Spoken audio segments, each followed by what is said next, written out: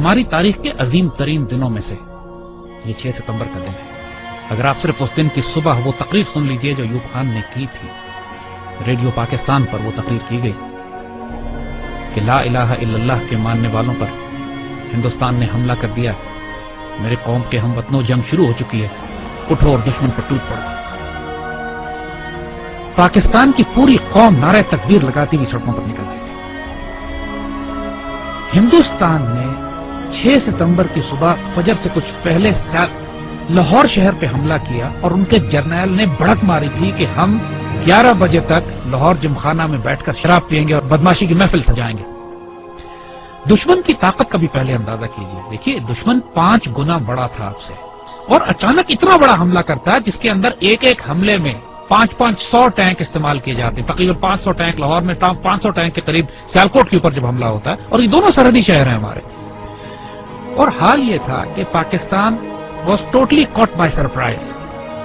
آپ کو واقعہ بتاتے ہیں، واقعات اگر آپ سنیں تو اس سے آپ کو اندازہ ہوگا کہ یہ 65 کی لڑائی کا یہ واقعہ 6 ستمبر کو کیوں ہم اتنی رومانٹک طریقے سے، اتنی محبت اور اتنی پیار سے، ایموشن سے، جذبات سے کیوں یاد کرتے ہیں۔ ایئر چیف نے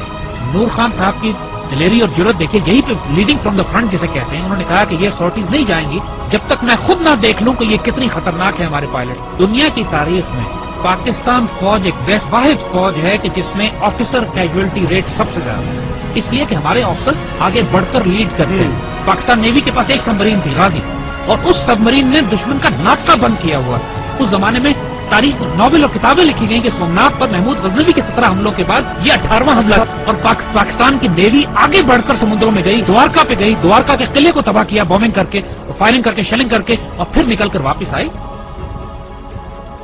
میرے والد توپ خانے کے افسر تھے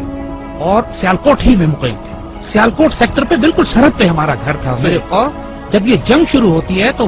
خاندانوں کو، عورتوں کو، بچوں کو وہاں سے نکلنا پڑا، تو اس میں ہماری والدہ ہمیں لے کر نکلی، اور یہ وہ وقت تھا کہ جب ہمارے گھر کے آس پاس توپیں لگی ہوئی تھی اور پاکستان کی فوج جوابی حملہ شروع کر رہی تھی سیالکوٹ سیکٹر پہ دشمن کے خلاف۔ ایسے ایسے معجزات دیکھنے کو ملے ہیں، میرے والد عینی شاہد ہیں اس بات کے